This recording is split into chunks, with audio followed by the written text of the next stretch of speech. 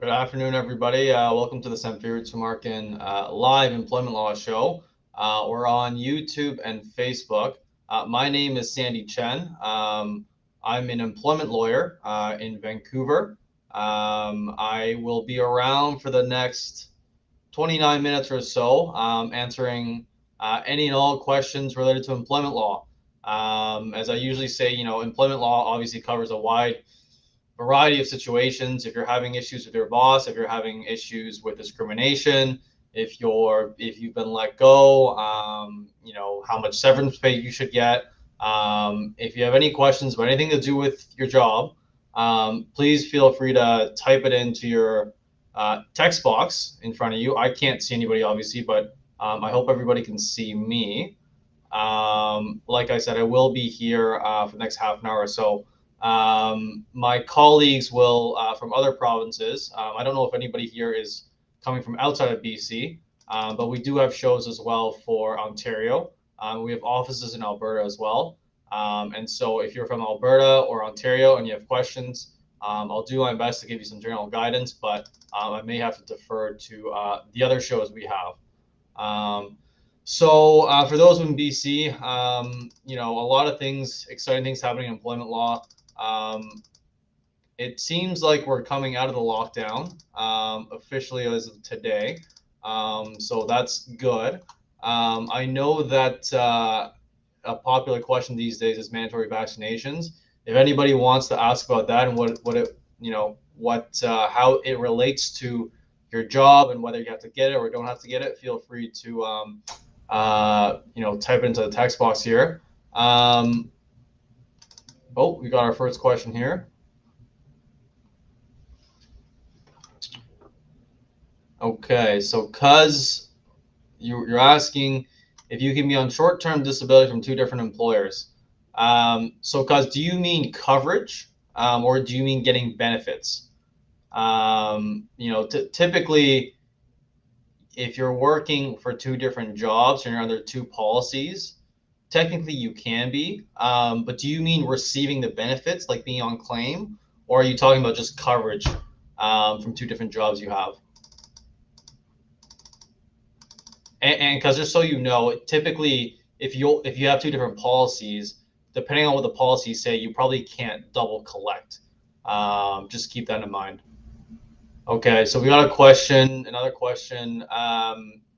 You're located in TDSB, you're mandated on vaccine, unpaid leave. You were told you were not entitled to severance already by a lawyer. Yeah, so the question is from no to Trudeau. So it's a good question. I don't want to guess at what you were told by this other lawyer you talked to. They must have had their reasons for telling you that answer. In general, and I assume you're unionized if you're employed by the Toronto District School Board, the collective agreement kind of governs that relationship, right? The agreement might say that you're not entitled to severance, or if the union doesn't agree with the mandatory vaccination policy, you might be out of luck, right? So these are all different factors in your situation that I assume hopefully the lawyer you talked to went over with you. But I'll defer to the advice you got. I'm not. I don't want to, without knowing more. But that's my best guess as to why you were told you were not entitled to severance. So JC 2004. I think you've been on the show before, right, JC? So welcome back. So you're saying if you do not do any class action or do not do any class action, in what case, if any, does class action make sense? Well, that's a hard question to answer generally, JC. I mean, if you look at one of the cases our firm has done, is the Uber case, right? The Uber versus Teller case, it's gone all the way up to the Supreme Court on a preliminary issue, mind you. But cases like that where there's a big group of people with claims that might not be that justifies a normal lawsuit. The misclassification of Uber drivers is a case where a class action does make sense. So I don't know. I know that's not it's hard to answer your question generally, but if you can be more specific, I'll try to answer there. So cuz you're talking about coverage. Yeah, I mean if you have two different jobs, cuz I don't see why you wouldn't be covered under both. The issue is if you're covered under both, I'm not sure how they would interact if you were actually on claim, right? Like if you became disabled and you had to claim on both, there would be some set off, I assume. You wouldn't get the full amount under both, is my assumption. But it's hard for me to say without actually looking at those policies. But hopefully that helps. Okay, guys. So for any people, anyone that's just joined us, I am here answering any all questions related to employment law. If anybody has questions as to disability questions as well, I'm happy to answer those too. But I will be here for the next 20 minutes or so. So please take advantage. Another comment here from JC. Just hear your fellow lawyers saying do not do class action. That's what I was asking. Yeah, JC, I think it's obviously the class action question will depend on the case, right? Some cases will make sense. A lot of cases don't make sense for class actions. That's why in general most people advance their claim individually as a separate lawsuit. Class actions, they have to be justified. There has to be enough commonalities between cases. So yeah, there you go. So guys, I read about. I don't know if anybody watched the news. It was on Global a night or two ago. But one of the issues I wanted to talk about today has to do with the issue of just cause. And the article that I'm thinking of, it was on I think Tuesday night. One of my colleagues is on the case. It's against the Loblaws, or it's called Your Independent Grocer, downtown Vancouver. It's on Davie Street, I think. It's down on Davie Street. It's the grocery store on Davie. And my colleague's client, that he was let go for cause, for giving away kind of free food or expired food to homeless people, I imagine. And so, and there's some question as to how much he gave away, but the bottom line is he was let go for cause, not providing any severance. Now, that's an interesting case, okay, because the employer is saying that it was theft, right? He was giving away food to people, giving away the store's food to people, right, without paying for it. So the grocery store has alleged theft, but the interesting about this case is, and it'll come down to the trial, obviously, is there's some indication that that the employer knew about this practice, right? The company knew about it, and I think for anybody out there that's dealing with something similar at work, where your employer has let you go for something they knew about, right? That's problematic for the company. So if a company says we're letting you go because you've been giving away food to homeless people without making them pay for it, but the company has known about it for, let's say, months or years, right? And they haven't done anything about it. That's going to be an uphill battle for the employer. So something to keep in mind for anybody kind of dealing with. Well, hopefully nobody has to deal with that kind of circumstance, but just something to keep in mind. If the company knows about something you're doing, they should speak up, right? Or else it's going to be hard for them to fire you for doing that exact thing. So I think we have a few more questions. We got a question here from Hamed. Temporary layoff, condition of employment. What are your rights? What are your rights when called back and offer a different position? Hamed, can you just expand? So have you been? So my question for you is: was the temporary layoff a condition of your employment when you were hired? Or was it just kind of imposed on you midway through? Obviously, the most common situation I'm thinking of is a COVID temporary layoff. In terms of what are your rights when you're called back and offered a different position, that is a very good question. Generally speaking, they have to return you to your old position at your previous pay, right? It depends on how different that position is, why they're offering you that position, how your pay is affected. Is it a demotion or is it kind of a lateral? Depending on how different that position is, how different your compensation is, you don't necessarily have to accept it. You could just say that's a fundamental breach or a fundamental change of your employment contract and just claim for something called constructive dismissal. The degree of the change obviously matters. You have to look at what that position is and what's different about it. I think, I mean, in your situation, the details matter a lot. So I think you need to talk to an employment lawyer, get a consult. That way they can look at the specifics of your situation. It's hard for me to sit here and tell you, you have rights, obviously, right? In general, I'll say you don't necessarily have to accept a different position, but it depends on the exact circumstances. But those are kind of the two issues I see: is could they have put you on the temporary layoff in the first place, and when they recall you, is the position different enough that you could say no to it? Okay. Got a question here from Debbie. Debbie was laid off due to COVID mandates that came in. You've been turned down after 3 months for EI. Yeah, so Debbie, the EI question, I've talked about this in previous shows. Some of my clients have been successful in getting EI, but you have to convince the EI agent why it was reasonable or for you to say no, right? And a big part of that reasonableness analysis is, well, in my view, I think, look, if the government has some regulations saying that your employer has to implement mandatory vaccination policies. So for example, healthcare workers, right? All healthcare workers, I think, the new regulation saying by March, all healthcare workers have to be vaccinated. That seems to me a reason why, it might have been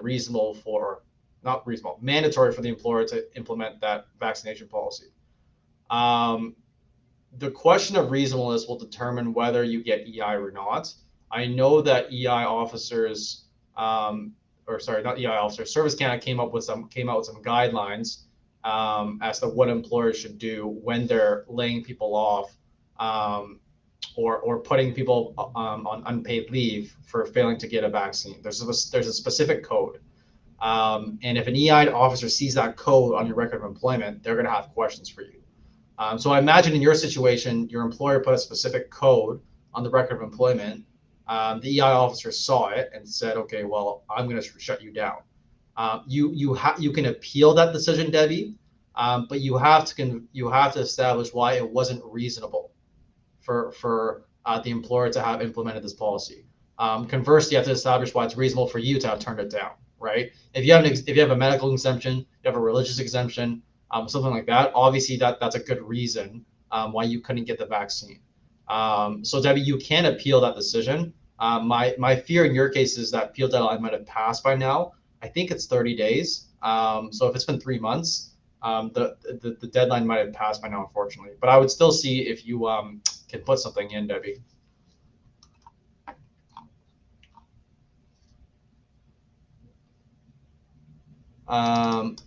So Jordan, I'll get to your question, but let me just get to Debbie's follow-up question. She asks, why do you have to prove that when there was no legislation passed to mandate me to get a vaccination?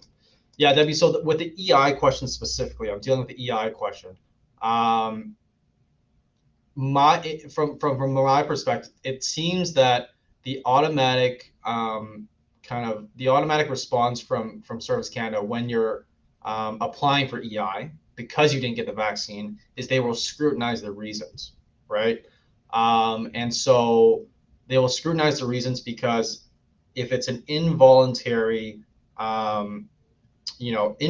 cessation of employment or an unpaid leave, they will have to give you EI benefits.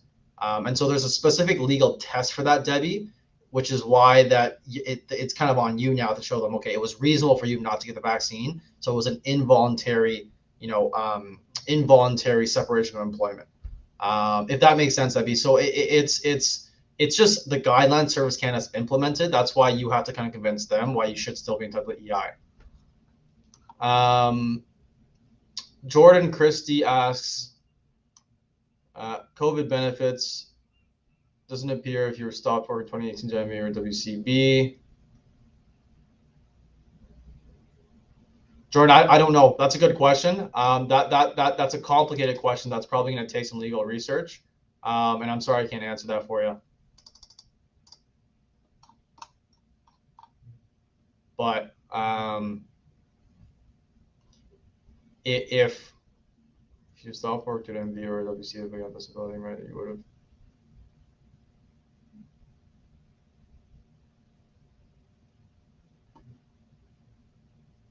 Yeah, Jordan, I think if that's your if that's something that's obviously that'll make a huge difference in your situation.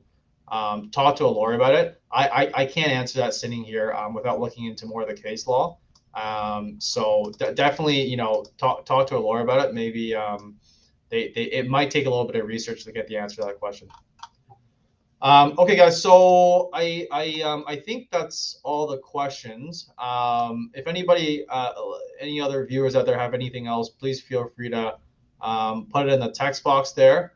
We'll do my best to answer any and everything to do with employment law. The topic that I was touching on before I got to these questions was this issue of just cause. And the case I mentioned was obviously the most recent, the grocery store case on Davie Street.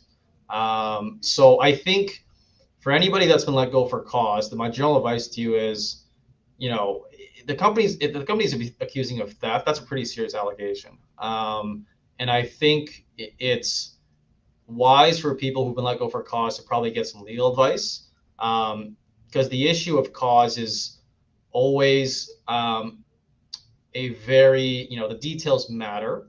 And if a lot of judges, I'll say, have overturned the employer's finding or the employer's allegation of cause, right? Is the employer will say, you stole something, you're fired for cause. The employee goes to court and fights it. And obviously the judge sees things differently, right? And one of the main factors the judge would see is, okay, well, what warnings did the employer give? Did the employer know about the conduct and not speak up about it? Which seems to be in the case with the grocery store on Davie. So I think, hopefully most people here know just because the employer says it's for cause doesn't mean it's necessarily for cause. Sorry, so I see I got some more questions here. Got a question here from JC. If you reside in Eastern BC, work in Western Alberta for foreign companies whose Canadian office may be in Ontario, which jurisdiction are your employment laws governed by? That's a good question, JC. So if you work in Western Alberta, right? If your work is 100% in Alberta, you probably be governed by the Albertan laws, right? So the Employment Standards Code in Alberta. Your place of residence isn't as relevant. The foreign, the Canadian office is the head office location isn't as relevant. So it's the most important factor is where do you physically work, right? And if you work mostly or 100% in Western Alberta, it's pretty likely the laws of Alberta are going to govern. So I think it's the Employment Standards Code there. So we got a question from Melanie. Melanie asks, if my employer reduces my hours because of business reasons, can I do anything about it? Yeah, Melanie, that's a really great question. So, and it comes up a lot because, if the company will come up to you and say, listen, we're having a hard time, our company's not doing well financially, we're going to cut your hours in half, right? While that may be true, right? While the company may be, they're acting in good faith, which means they're honestly having a tough time with their business. Legally speaking, that's not a reason that they can cut your hours, right? If your employment contract says 40 hours a week, or if you don't have a written contract, but you've been working 40 hours a week for 20 years, business reasons or not business reasons, right? the employer doesn't have a legal right to cut those hours. Now, there's a question as to what you can do about it, right? If your hours are cut by half, you can claim what's called a constructive dismissal, and essentially treat your employment as terminated and claim for severance pay. You have to be very careful before you do that, because one of the issues that come up in these, the hours are cut cases are, if the employer tells you it's temporary for a week or two, that might not be enough for you to say it's a constructive dismissal. So there's a lot of nuances in this situation. But I think, for everybody that's for anybody that's dealing with the situation, business reasons alone are not a valid legal reason for an employer to cut your hours. And definitely, if you don't want to accept that and claim for severance pay, talk to a lawyer before you do so. But there, you don't necessarily have to accept that.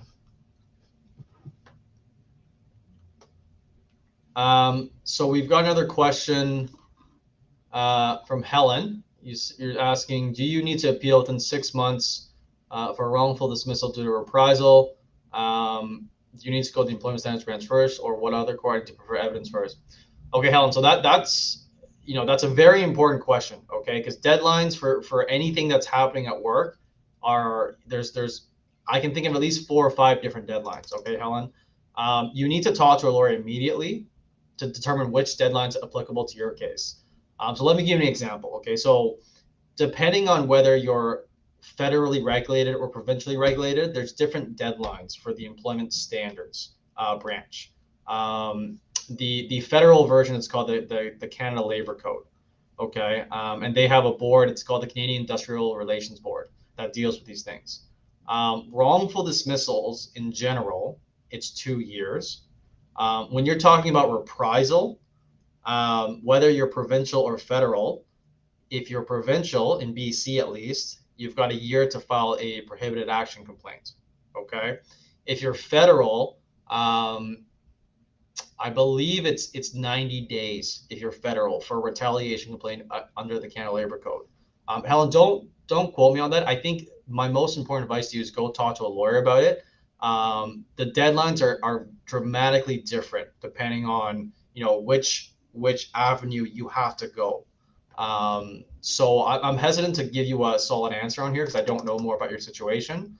But please go talk to a lawyer as soon as you can to determine the applicable deadline for you. Because especially in the area of employment law, where there's 5 or 6 or 8 different venues or avenues you can go, it's important that you get legal advice to determine the right avenue and then find out what the deadline is for that particular path. Okay, JC, so you're saying you've got a friend that lives in East BC, might go work in Jasper. Yeah, JC, I would say I gave you a general answer, right? If you're working 100% in Alberta, you probably governed by Alberta laws. There are exceptions. One of them, which I'm thinking, is if you're working for a federally regulated company. So if you're a trucker, right, you drive across the country, you would be governed by the Canada Labor Code, right? So it wouldn't be the laws of Alberta or the laws of BC. It'd be the Canada Labor Code. So I'm giving you some general stuff there, JC. Don't take it as gospel. Tell your friend to get legal advice if it's really important, because I think that I try my best, but I can't give you definitive answers on here, unfortunately. So Jordan's asking, if the expired food was going to get thrown out anyway, then I was giving it was no harm. Saving people was taking out of garbage. Maybe they were just trying to get rid of the employee. Yeah, I don't know, Jordan. I just it seemed like a very sympathetic story to me when I was reading it, especially if the company, especially if Loblaws knew about it. It seems insane to me that if they known about it for months or years, right, and then all of a sudden they're saying, "Oh, you're stealing. We're gonna fire you." I just don't think that's gonna fly in front of a judge. And especially when the goal was to try to, help out these people, right? So it seems very unfair to me. Okay. So we got a question here from I think it's Tyler. you're being dismissed for cause because of a vaccine policy implemented by your employer. There's no government mandate. Are you entitled for severance? So Tom, I don't. So for the people who've been here before on my shows before, I've talked about this question a lot. But Ty, that's going to depend on your workplace. All right, you're saying there's no government mandate for your sector. That's very helpful, right? That goes a long way. And I'd say probably in your case you are entitled to severance. But I don't know what province you're in. If you're in BC, I'd say probably because there's no government mandate, you are probably entitled to severance. Okay, especially if you're in an office environment. I don't see why you failing to get a medical procedure would be cause for the employer to terminate you. But get some legal advice on your situation, Tyler, because there are specific scenarios, which is why I'm saying you're likely entitled to severance. I'm not saying you are entitled to severance. Get some legal advice on your situation. You've been there 19 years. It could be a substantial amount of severance you're owed. So please talk to a lawyer about what's happening to you.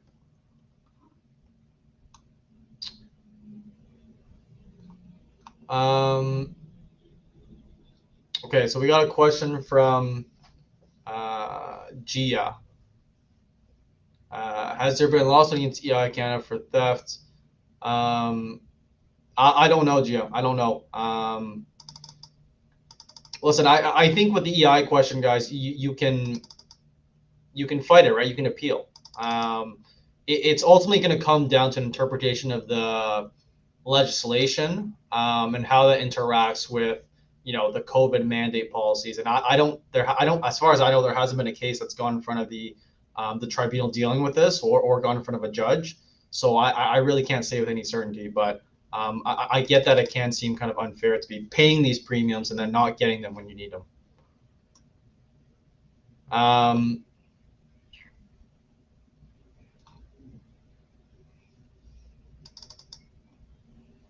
Okay, so we've got a question from I Hang asking, can I ask for being laid off from employer? Just sick of working to pay taxes. So yeah, I Hang. I mean, I'd be very careful.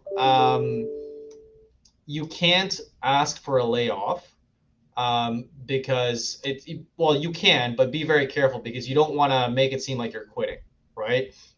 If you make it seem like you're quitting, then you're not entitled to any severance pay. So I'd be very careful if you're going to ask for a layoff. Make it clear you're not quitting, and see what the employer says. But they obviously, you don't have a right to be laid off. I'm sure everybody knows that. If you want to work out some mutual arrangement with your employer, that's fine. But be cautious before you ask for a layoff and make it clear you're not quitting. Okay, guys, so I think that's all the questions for today. Hopefully I didn't miss anybody. But I will be back here in 2 weeks. Tomorrow, my colleague Dan is coming on. He'll be on at 10:30 a.m. He's from BC as well. So in case I miss any questions today, please come back tomorrow. But I will be back in 2 weeks, every 2 weeks, Thursdays at 1 p.m. PST. So thanks everyone for joining, and I hope everybody has a great weekend.